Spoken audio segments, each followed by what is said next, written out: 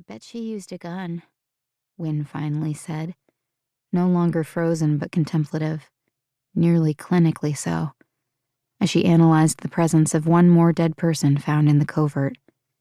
Seeing her like that dismayed Marsden, though she wasn't surprised.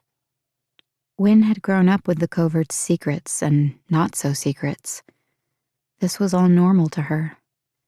"It's what I would use," her sister continued. "Don't say that. It's morbid." "What do you think she used?" Marsden sighed again. "Probably a gun." "It wouldn't have hurt, right?" Wynne grabbed Marsden's hand. In the dim light, Marsden saw that berry juice had turned the tips of their fingers the shade of new bruises. The taste of blood on her tongue seemed to surge. "However that person died?" Love flooded Marsden. In that moment, her sister was such the ultimate kid. Choppy black hair askew all over her head like upturned paintbrushes dried wrong from inside a jar. How she hadn't bothered changing her outfit from yesterday. A Gem and the Holograms t-shirt spotted with grass stains, a pair of baggy cutoffs, a striped rainbow belt with a drooping tail. She was even wrapped up in kid smells. Sweat, cheap strawberry marshmallow candy, the dusty outdoor burn of early July heat. "Right, Mars?" Wynne pressed, needing to know, her fingers squeezing. Her bones felt as fine as a sparrow's.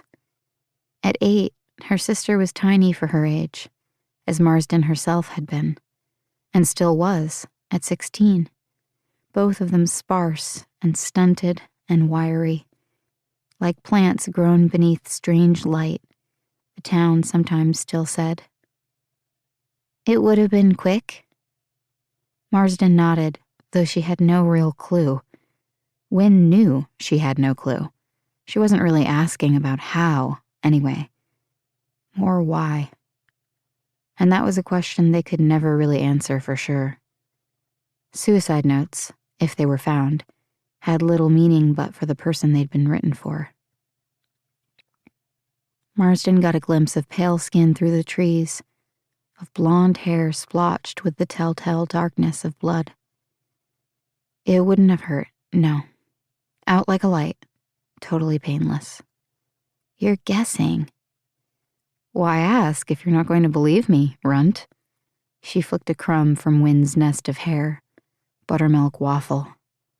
Her sister had brought one along with her, a leftover from breakfast that she had crumbled into the grass to feed the squirrels. "I do believe you." Wynne chewed the plum-tinged thumb of her free hand. A sliver of nail coiled out from between her teeth like apple skin off a peeler. Bodies changed her covert, made it dangerous. She was never scared of the land, though sometimes Marsden wished she were, just a bit. It would make life that much easier, her sister not wanting to play there. Wynne's expression was thoughtful as she looked up at Marsden. "But I bet Grandma wouldn't have had to guess. I bet she would have known for sure." Wynne had never known their grandmother on their mother's side, who'd died before she was born, but she'd heard all the stories and was familiar with the legend Star Lou had been in town. How she could hear the dead.